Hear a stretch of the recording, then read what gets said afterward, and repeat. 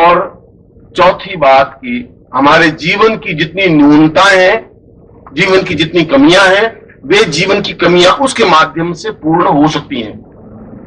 हमारे जीवन में सैकड़ों कमियां हो सकती हैं, इसलिए कमियां हो सकती हैं कि वो खुद आपकी संपत्ति है। आपने अपने जीवन में केवल कमियों को बटोरा है, पूर्णता को बटोरा नहीं। आपको कोई ऐसा गुरु मिला ही नहीं जो ये कह सके कि तुम अप्सरा साधना करो। किसी में हिम्मत थी नहीं कहने की, क्योंकि वो खुद अपनी आलोचनाओं से घबराते थे कि अगर मैं कहूंगा शिष्य को अप्सरा साधना तो गुरु के बारे में क्या सोचेंगे, कि ऐसा कैसे गुरु जी है, अप्सरा साधना करवाते। उसके लिए एक सजग व्यक्तित्व चाहिए, एक हिम्मत चाहिए, क्षमता चाहिए। मुझे बहुत अच्छी तरह से याद है कि जब मैं संन्यास जीवन में, और संन्यास जीवन में भी मैं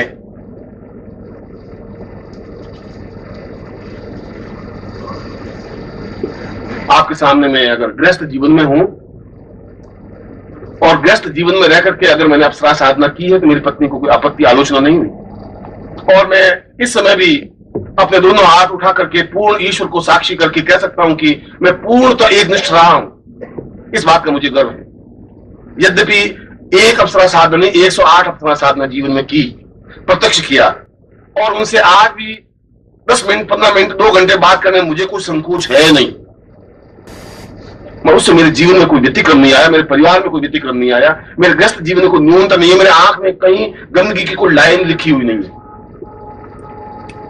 इसलिए नहीं है कि जो तीक्ष्ण पर्सनालिटी, तीक्ष्ण व्यक्तित्व होता है वो घबराता नहीं है, विचलित नहीं होता है अपनी बात को कहने में, अपने शिष्यों के पास, और अपनी बात को उतारने में भी। और संन्यास जीवन में भी मैं घिसा पिटा सन्यासी रहा नहीं।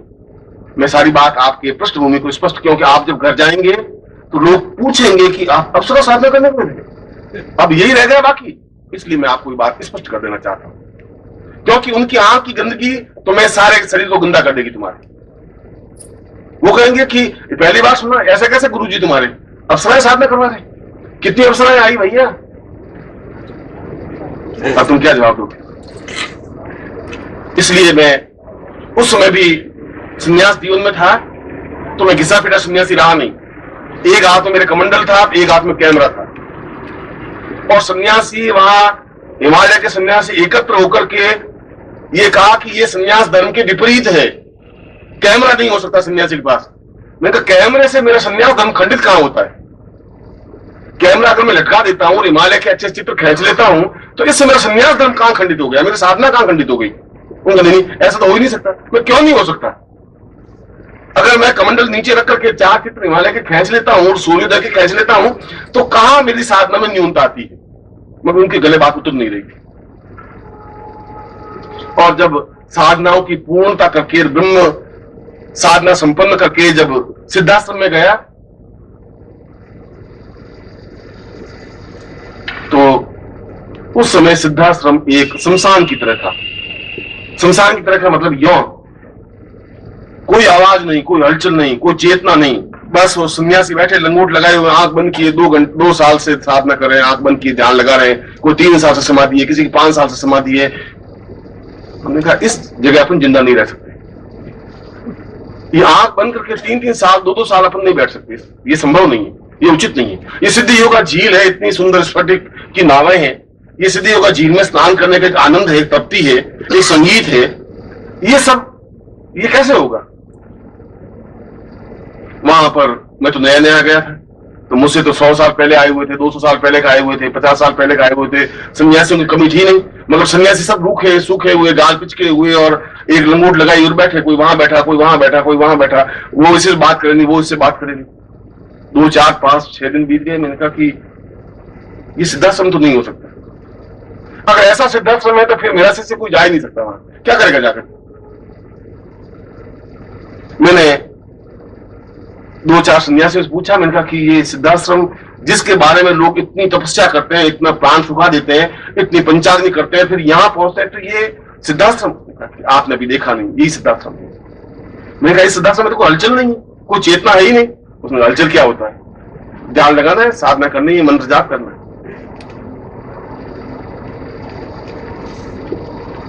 उसके बाद में कोई उत्सव आया, सिद्धाश्रम महोत्सव, वहां पर प्रत्येक अप्सरा मनुष्य लोक में आने के लिए व्यथित होती हैं। ये चाहती है कि मनुष्य लोक में जाए।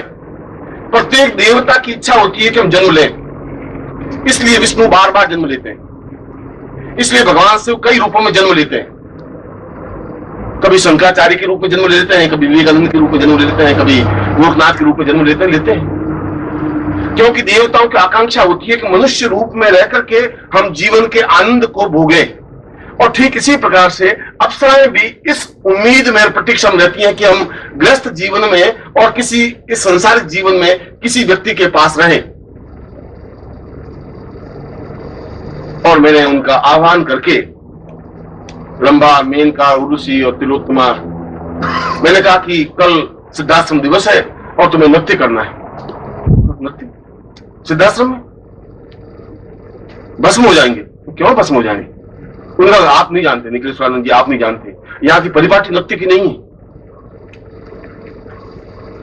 मैं कहा ये पूछना चाहता हूं कि अगर नृत्य की नहीं है तो फिर हमारा भारतीय दर्शन सब बेकार है, फिर तो भगवान शंकर बेकार है, क्योंकि भगवान शंकर के माध्यम से संगीत की उत्पत्ति हुई।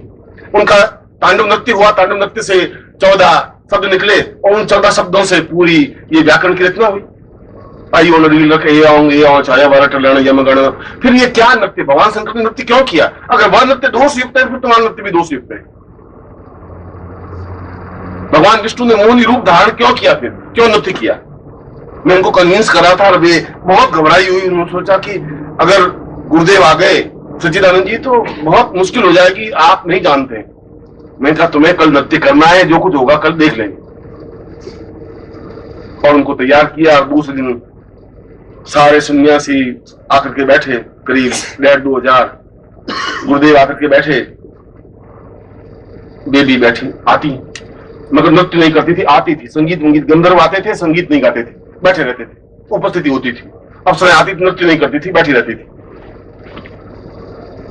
मैंने गंधर्वों को भी, गंधर्व जो गायन जाति के प्रमुख होते हैं, मैंने कहा तुम्हें संगीत बजाना है, देव संगीत, और ये नृत्य करेंगे।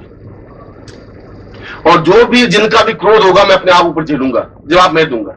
मैं तुम्हारे बीच में चट्टान की तरह खड़ा हूं, तुम्हें कुछ आंच नहीं आएगी। निस्तब्ध और शांत सिद्धाश्रम में कुछ हलचल, कुछ चेतना, कुछ आनंद की अनुभूतियां होनी चाहिए। और नृत्य हुआ। और मैं सोचता हूं कि जितने सन्यासी थे उन सबको 100 बिच्छुओं ने तो काटा ही होगा एक साथ।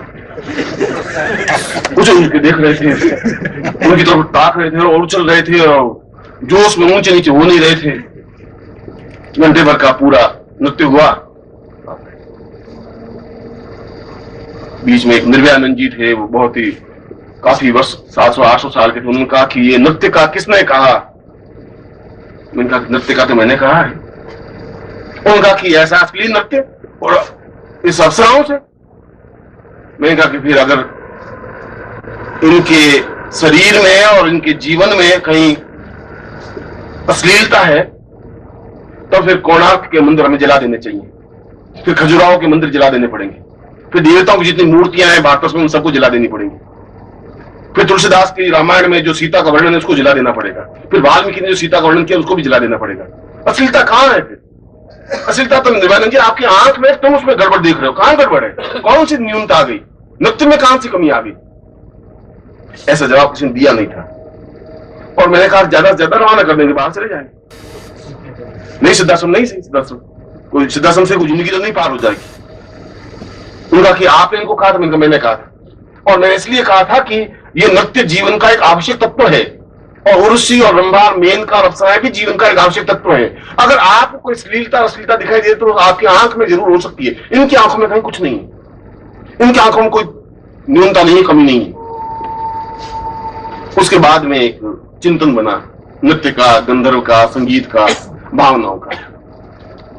और ये सारी बात और पृष्ठभूमि आपके सामने स्पष्ट करने के पीछे मेरा मकसद और मंतव्य यह था कि अप्सरा साधना करना भी उतना ही जीवन का एक आवश्यक तत्व और धर्म है जितना कि हम किसी देवता की साधना करें। वह देवता की साधना अलग रूप में की जाएगी, अप्सरा की साधना अलग रूप में की जाएगी। उसके लिए भी आपका एक सजग और प्रखर व्यक्तित्व होना चाहिए। और यदि आपके पास पुरुषत्व है, यदि आपके पास क्षमता है, यदि आपके पास जीवन शक्ति है, तो निश्चय ही आप साधना में सिद्धि प्राप्त कर सकते हैं। क्योंकि सिद्धि प्राप्त करने के लिए आप में एक बल होना चाहिए, साहस होना चाहिए, दृढ़ता होनी चाहिए। इस प्रकार से घिसा पिटा जीवन जीने वाले शिष्य नहीं बन सकते। मैं जीवन का, मेरे जीवन और मेरे शिष्य की तो परिभाषा बन ही नहीं सकती। मैं जीवन में इस प्रकार से जिंदगी जी नहीं। मैंने अपने जीवन को अपने ढंग से जिया है और जीवन के प्रत्येक क्षण का आनंद लिया है और लेता हूं। मैं इस बात की चिंता करता हूं कि कोई क्या कह देगा। और यदि आलोचक पहले 500 थे और 600 अगर हो गए, तो मैं ये समझता हूं कि मेरी आवाज में कुछ ताकत और ज्यादा आई है, कुछ मुझे कहने की क्षमता पहले से ज्यादा बढ़ी है, इसलिए 100 आलोचक और बढ़ गए। अगर 100 शत्रु और ज्यादा बढ़ जाएंगे तो समझूंगा कि मेरी पर्सनलिटी में कुछ और निखार ज्यादा आ गया है, इसलिए 200 शत्रु और पैदा कर दिए।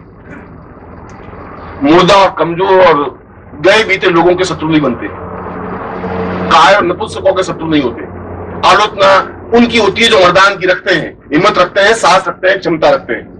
और अप्सरा भी साधना में सिद्धि उनको ही प्राप्त होती है जो पूर्ण रूप से मर्द और साहसी होते हैं। काय और बुज़दिलों के पास तो पत्नी भी नहीं रहती, वो भी घर छोड़ के पीछे चली जाती है। अप्सरा तो बहुत दूर की बात है।